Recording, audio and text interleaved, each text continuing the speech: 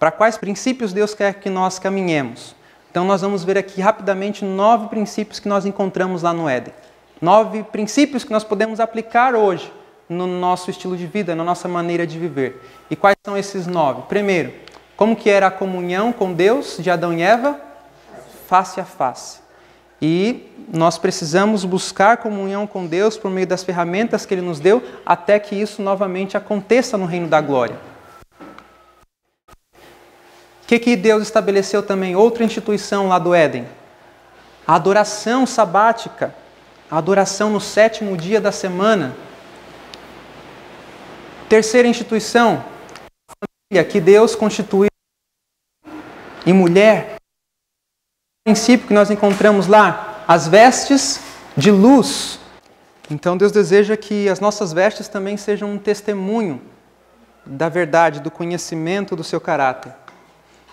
Um outro aspecto é uma alimentação vegetariana estrita ou uma alimentação vegetariana baseada em vegetais. É isso que Deus deseja para nós como o melhor. É um caminho que nós precisamos seguir. E onde que Deus estabeleceu aquele primeiro casal? Onde Deus os colocou? Os colocou numa grande cidade? Uma grande metrópole? Não. Deus os colocou em um jardim. Um ambiente onde eles poderiam contemplar as belezas da criação. E qual foi a ocupação que Deus deu para eles? Que tipo de ocupação Deus colocou para os nossos primeiros pais? Os colocou na frente de um computador? Os colocou para se envolver em atividades meramente intelectuais? Não. Deus os colocou para desenvolver trabalhos com as mãos. O trabalho manual útil. E por que trabalho manual útil?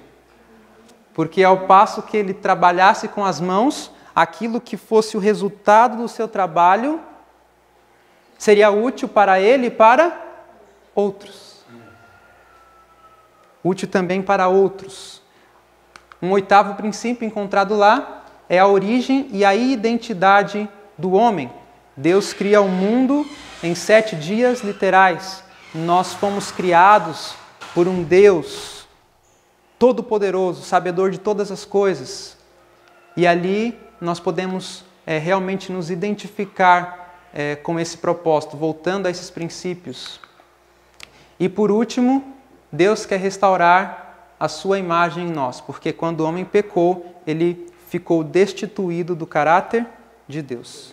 E por meio do plano da redenção, Deus quer de novo nos levar a ter o seu caráter. E justamente tudo isso daqui que nós lemos antes, os 8 pontos que nós lemos anteriormente, eles são meios, são ferramentas para que nós alcancemos o caráter de Deus. Então, quanto mais nós nos aproximarmos disso daqui, mais próximos nós vamos estar do caráter de Deus. Porque não foi isso que aconteceu inversamente? Quanto mais o homem se afastou deste ambiente, destes princípios, menos ele deixou de reproduzir o caráter de Deus. Então, para que nós possamos alcançar novamente o caráter de Cristo, de maneira, digamos assim, permitir que Deus trabalhe com maior facilidade em nossas vidas, nós precisamos nos colocar debaixo dessas condições, desses princípios. Vamos aos textos agora então, comprovando tudo isso que nós falamos até agora. Livro A Ciência do Bom Viver, página 365, diz para nós o seguinte: quanto mais chegarmos a estar em harmonia com o plano original de Deus, mais favorável será a nossa posição para assegurar saúde ao corpo, espírito e alma. Então, o que o Éden nos proporcionava? A verdadeira educação. O que o Éden nos proporcionava? Um desenvolvimento harmônico, físico, mental e espiritual. E o caráter, para que ele seja consistente, ele precisa ser desenvolvido em todas essas áreas, pois o físico interfere no nosso caráter. Se nós não dermos atenção àquilo que constitui desenvolvimento físico, nós seremos prejudicados no nosso desenvolvimento do caráter. E aí Deus fala que para nós assegurarmos a melhor saúde, seja do corpo, do espírito, da mente e do espiritual, do caráter, precisamos nos harmonizar. O quanto possível ao plano original, aos princípios que nós aqui vimos. Um outro texto, Deserto da Tentação, página 18. O pecado afastou o homem do paraíso e foi a causa da retirada do paraíso da terra. Como consequência da transgressão da lei de Deus, Adão o perdeu. Em obediência à lei do Pai e através da expiação do sangue de seu filho, o paraíso será restituído. Um outro texto, Cristo Triunfante, página 209. Satanás, o poderoso inimigo que for expulso do céu, tinha desde longo tempo reivindicado o domínio sobre a terra. E Cristo veio para vencer esse inimigo, a fim de que pudéssemos, mediante a divina graça, obter também a vitória sobre o adversário de nossa alma. Colocando-se como cabeça da humanidade, Cristo demonstrou diante do universo, por sua perfeita obediência, que os seres humanos podem guardar os mandamentos de Deus. Então Cristo, ele se colocou à frente para vencer o inimigo. E ele, se nós colocarmos ele também à frente de nossas vidas, o resultado será semelhante. Desejado de todas as nações, página 22, diz: Satanás rejubilava por haver conseguido rebaixar a imagem de Deus na humanidade. Então veio Cristo, a fim de restaurar no homem a imagem de seu Criador. Ninguém, senão Cristo, pode remodelar o caráter arruinado pelo pecado. Veio para expelir os demônios que haviam dominado a vontade. Veio para nos erguer do pó, reformar o caráter manchado, segundo o modelo de seu divino caráter, embelezando-o com a sua própria glória. Um outro texto, Profetas e Reis, página 349, diz que no tempo do fim, quantas? Toda instituição divina deve ser restaurada. E justamente o contexto dessa citação é reforma, é reavivamento, reforma entre o povo de Deus. Orientação da criança, página 249, diz: repetidamente tem-se-me mostrado que Deus está trazendo de volta o seu povo ao seu desígnio original. E o grande conflito, isso daqui na versão condensada, página 213, diz assim, esse é um texto muito importante. O intercessor divino, se referindo a Cristo, apresenta a petição para que todos os que venceram pela fé em seu sangue sejam o quê? Restabelecidos a seu lar edênico e coroados com ele como co-herdeiros do primeiro domínio. Cristo pede agora que o plano divino na criação do homem seja levado a efeito como se o homem nunca houvesse caído. Pede para seu povo não somente perdão e justificação, mas participação em sua glória e assento sobre o seu trono. Então, o que Deus pede de nós, sim, é maior do que Ele pediu no passado. E eu quero ver rapidamente com vocês 2 versos que estão aqui dentro dessa citação. O primeiro está em Apocalipse também, capítulo 3. Vejam qual que é a promessa que Jesus faz. Apocalipse 3, verso 21. Diz assim: ao que vencer, lhe concederei que se assente comigo no meu trono, assim como eu venci, e me assentei com o meu Pai no seu trono. Pergunta: o que significa vencer como Cristo venceu?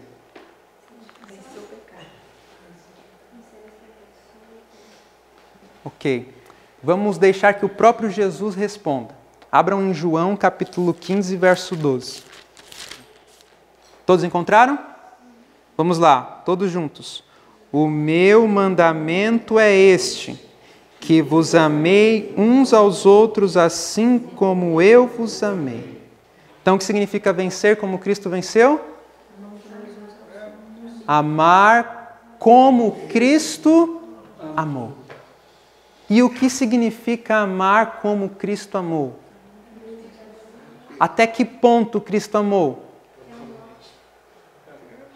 Até o último fôlego, até a última gota de sangue. Cristo amou até os seus inimigos. E sabe por que que Deus ele coloca essas ferramentas para nós termos a sua imagem restaurada em nós? Porque quem come carne, quem se debruça contra os princípios de Deus, ele certamente não vai conseguir desenvolver o caráter que ama como Cristo amou. Amém. Porque o estilo de vida está diretamente relacionado com a espiritualidade, com o caráter que nós desenvolvemos. E Deus coloca todas essas ferramentas para nos ajudar a desenvolver um caráter manso, um caráter diferente como o caráter de Cristo Jesus. Eu acho interessante que a palavra que a Bíblia usa no hebraico para mandamento é a palavra Torá. Nós conhecemos essa palavra. E o sentido para o português melhor para essa palavra seria a palavra instrução, ensino. Então a Torá é o ensino. Muitas vezes quando Paulo usa mandamento, lei, infelizmente na nossa cultura, tem muito a ver com me limitar, me impor alguma coisa que eu não quero talvez. Só que instrução, ensino, leva mais para o contexto da confiança. Eu confio que o meu pai sabe de tudo, que o que ele está me dizendo é o melhor. Quando nós confiarmos em Deus de todo o nosso coração, crendo que a sua lei é o melhor, que o seu caráter, que os seus mandamentos, que a sua justiça é o melhor, nós vamos descansar. Nós vamos pedir, Pai, internaliza, escreve isso no meu coração. Então, como que eu vou cumprir o mandamento de amar os inimigos num contexto onde, de novo, Satanás terá plenos poderes para nos oprimir? Como que eu vou cumprir este mandamento de amar os meus inimigos se eu não consigo cumprir, obedecer aquele pequeno passo de renúncia que Deus pediu para eu dar no início da minha caminhada? Se eu não confiei em Deus para fazer o que Ele pede no início da minha caminhada, ou em algum momento da minha caminhada, como que quando for exigido o máximo daquilo que eu cultivei, como que eu vou responder positivamente? Não vou responder positivamente. Então Deus está nos preparando com as pequenas coisas para algo que vai ser grande, para algo que vai ser o último momento para que o caráter de Deus seja reivindicado perante o universo. Então Deus está nos conduzindo passo a passo ao seu desígnio original, porque eu acredito que Deus, Cristo, está mais ansioso, esperando com veemente desejo o momento disso tudo acabar, mais do que nós. Porque se nós estivéssemos com tanto desejo disso acontecer como Cristo, nós já teríamos decidido entregar todo o nosso coração a Ele. E Ele já tinha voltado. Mas enquanto nós protelarmos, procrastinarmos, não, Senhor, agora não. Depois eu faço isso. Depois eu começo a ler. Depois eu pratico. Depois pode não chegar. Hoje, o convite de Deus é que hoje, aquele que não está acostumado a ouvir, a discernir a voz de Deus, como foi falado aqui, aqueles que não estão se acostumando hoje a discernir a voz de Deus, não vão discernir lá na frente. E a voz do inimigo virá com manifestações muito maiores do que nós vemos hoje. Será muito mais forte do que até o momento temos visto. Ele vai pensar que heresia é a voz de Deus. Exatamente. É isso que muitos vão fazer. Muitos vão dizer que a voz de Deus nesse último momento é a voz do diabo, porque não aprenderam a discernir a voz de Deus nas pequenas coisas, nos pequenos detalhes, nos pequenos aspectos do caráter. Não. Mudar a conversação não tem problema nenhum. Tanto nós conheceremos a voz do pastor quanto ele nos conhece. Visões do Céu, página 49. O Filho de Deus, aqui já no futuro, redimiu a falta e a queda do homem. E agora, pela obra da expiação, Adão é reintegrado em seu primeiro domínio. Então, esse é o momento que nós aguardamos, onde nossos olhos verão tudo isso acontecer. Acho que esse é o último texto, Educação, página 301, diz assim: o céu é uma escola, não como a escola que nós vemos aqui normalmente. Ela é bem diferente disso. E nós vamos ver como que será essa escola, como é essa escola. O campo de seus estudos é o universo, seu professor, o ser infinito. Uma ramificação ou uma filial desta escola havia sido estabelecida no Éden. E cumprindo o plano da redenção, reassumir-se-á a educação na escola edênica. Então Deus irá reassumir a plenos poderes, com pleno direito, novamente, aquilo que um dia havia sido estabelecido. E eu quero terminar com essa curiosidade, porque nossa vitalidade ela foi reduzida. E aí nós vamos aqui concatenar alguns pensamentos para os próximos estudos. Porque a nossa vitalidade... O que é vitalidade? Isso. O que determina o meu tempo de vida. Então é como se você começasse o dia, mas pense que o dia é a sua vida.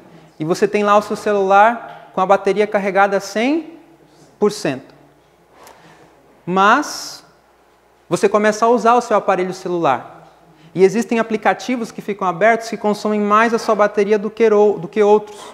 Ou estar ligado, conectado ao Wi-Fi, consome mais bateria do que se você não estivesse conectado, e assim por diante. E aí a sua bateria vai diminuindo. Se você não fizer um bom uso, abrindo muitas coisas, ou abrindo coisas que não deve, aquele aparelho está sendo bem ou mal usado? Mal usado. E aí, se você não coloca ele para carregar, o que vai acontecer? Ele vai desligar e não vai ligar mais. Então, precisa estar colocando para carregar. E aí nós vamos ver que Deus ele deu para nós a oportunidade de nós aumentarmos a vida útil da nossa bateria. Porque quanto mais você vai usando esse celular, a bateria dele vai perdendo o tempo de carga que antes tinha no início. E o tempo de carga dela vai se tornando cada vez menor, até que ela não serve mais para nada. É cada vez menor num tempo menor. Num tempo menor, exatamente. Mas como não permitirmos que isso aconteça com a nossa vida, com as baterias aqui do nosso corpo? Vamos ver o que aconteceu ao longo do tempo, porque a nossa vitalidade foi reduzida. Vejam aqui o que diz Fundamentos da Educação Cristã, página 22. Se Adão, ao ser criado, não houvesse sido dotado de 20 vezes maior vitalidade do que os homens possuem agora, a humanidade, com seus presentes, o quê? Métodos de vida que constituem uma violação da lei natural, já estaria extinta. Já estaria extinta. Então, o que tem reduzido a nossa vitalidade? A violação da lei natural. Os métodos de vida nos quais estamos inseridos. Então, às vezes, a comodidade pode ser um método de vida que está violando uma lei natural. Se eu opto sempre por andar de carro para ir a qualquer lugar que eu vou, eu estou perdendo a oportunidade de exercitar o meu corpo. O meu irmão, ele é assim. Se ele vai à esquina na padaria, ele entra no carro, vai à padaria, entra no carro e volta para casa. Então, às vezes, certas comodidades, certas coisas também podem estar nos limitando na questão do nosso desenvolvimento a obedecer às leis naturais. E nós vamos falar mais sobre isso, que a transgressão das leis naturais constitui a transgressão das leis morais. A energia que o alimento que nós comemos nos dá, ela precisa ser gasta. Agora nós vamos ver uma coisa interessante. 20 vezes mais vitalidade Adão tinha, certo? Agora vejam que coisa interessante. Tem uma citação no próprio Fundamentos da Educação Cristã que a irmã White fala o seguinte, que Deus nos deu uma bateria para cada dia. E ela fala que quando dia, quando eu me refiro aqui dia, eu estou me referindo à parte clara do dia, não estou me referindo à noite, certo? Deus nos deu uma vitalidade para nós usarmos durante o dia. Ele nos deu uma força para nós trabalharmos durante o dia. Quando nós acordamos, amanhecemos o dia e nós começamos as atividades, Deus nos deu uma vitalidade para nós usarmos até o entardecer. E aí ela chega a dizer o seguinte, que quando eu começo a usar a vitalidade, a energia que Deus me dá, com trabalhos à noite, da tarde em diante, eu estou usando a energia vital do dia seguinte. E aí o que eu estou fazendo? Eu estou encurtando a minha vitalidade de lá da ponta final. Então, se eu iria viver 100 anos, com esse hábito de continuar exercendo força, gastando energia depois do pôr do sol de um dia, eu estou perdendo isso lá no final da minha vida toda. E isso aconteceu com Tiago White, né? Ele morreu antes do tempo, a irmã White fala. Então, vitalidade. Nós devemos hoje preservar toda a energia que nós podemos, nos harmonizando com a lei natural. E o que a gente percebe? Que tem pessoas que elas, por viverem uma vida mais em harmonia com as leis naturais, elas chegam numa idade que uma outra pessoa também chega, mas ela parece muito mais nova e tem muito mais disposição, força, menos doenças do que uma pessoa que na mesma idade está parecendo que tem 30 anos a mais. No presente momento, certas condições foram criadas a nós que forçam muitas vezes, ou nos conduzem muitas vezes, a uma transgressão natural das leis que Deus estabeleceu no nosso organismo. São as nossas ambições. Isso. Então, o inimigo conseguiu criar um sistema, e nós vamos falar mais sobre isso, de tal forma que consome a nossa energia vital. E o que nós precisamos fazer agora é caminhar para algo mais próximo das leis naturais de Deus, buscar uma harmonia com as leis naturais de Deus. É para isso que nós precisamos caminhar. É isso que eu quero que nós tenhamos em mente. Então, aqui uma pequena comparação, né, do homem como ele era no princípio e como ele é hoje. A estatura diminuiu, o tempo de vida diminuiu, que depois de Noé nós vemos que com a permissão para o homem comer carne, a sua vida, o seu tempo de vida foi caindo rapidamente, né? Então a Bíblia até comenta que quem chega aos 70, quem sobe até aos 70 anos, também havendo vigor 80, o que passa disso é enfado, né? Canseira e enfado. Então, resumindo essa primeira parte, nós vamos parar por aqui. Só poderemos ser restaurados ao primeiro domínio, o Éden, se o caráter de Cristo for restaurado em nós por meio do poder do Espírito Santo. Então, se nós quisermos tomar parte nessa restauração gloriosa, nós precisamos permitir que Deus trabalhe o nosso caráter, escreva a sua lei em nossos corações, né? Precisamos aceitar as suas instruções. Amém? Vamos nos ajoelhar então para orarmos?